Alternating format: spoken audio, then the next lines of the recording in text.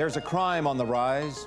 It's high tech, it's big money, and it's targeting your business. It's telephone fraud, a crime so subtle many companies don't realize they're being ripped off until they get their telephone bill. And it's a big one. Criminals who steal calling codes or gain access to your telecommunications equipment sell that access on the street to what are known as call cell operations. That's an illegal operation that uses stolen numbers to sell long-distance and international calls at a low rate. The criminals make a lot of money, and you pay the price. Each year, telephone fraud costs business more than $4 billion. Fortunately, public awareness about phone fraud is on the rise as well, thanks to an awareness campaign created by the Alliance to Outfox Phone Fraud. It's time to fight back. I'm Freddie, and on behalf of the Alliance to Outfox Phone Fraud, I've been asked to serve as the national spokesman.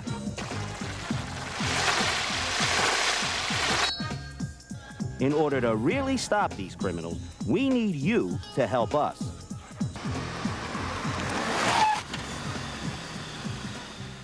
So what do you do to outfox phone fraud in your business?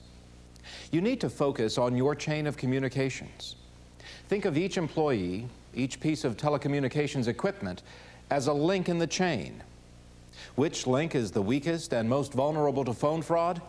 They all are. Which is why you need to prevent the chain from breaking.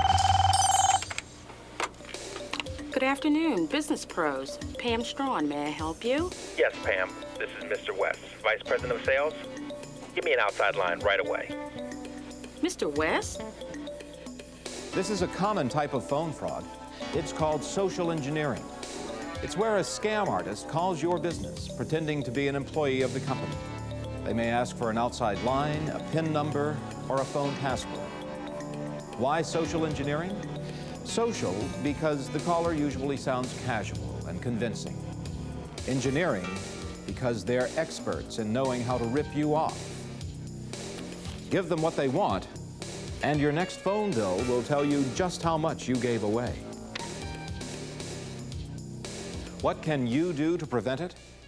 Always follow your company rules for using telecommunications equipment, such as never connect any calls to an outside line or operator, no matter who they say they are. And don't provide any company phone numbers, passwords, or PIN numbers, or the names of personnel or departments, unless you've properly identified the caller. It's up to you to prevent the chain from breaking. Another kind of phone fraud is calling card fraud. It can happen when someone calls you, claiming to be with the phone company or a law enforcement agency, then tricks you into giving them your calling card number. It can also happen when a thief steals your calling card and PIN numbers by watching or listening as you dial your card number in a public place. This is known as shoulder surfing. So how can you prevent calling card fraud? Don't let anyone see you enter your calling card number or hear you give it to an operator. Beware of someone who calls and requires calling card verification. A telephone company representative would never call and ask for this information. Don't use your calling card as an ID where others might see your number. Memorize your calling card and PIN numbers. And if your card is lost or stolen, report it immediately. The links in your communications chain are only as strong as you make them. Most telecommunication rooms are located in remote, unsecured areas. The perfect opportunity for an electronic break into your PBX system. A type of phone fraud you probably won't discover until long after the damage is done. How much damage?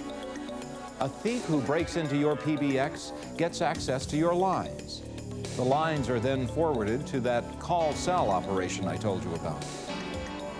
And since it's a remote area, no one's around to know that the stolen lines are being used and that the calls are being charged to you. You can prevent thieves from tapping into your PBX by following these tips. Disable any unused features of your PBX system.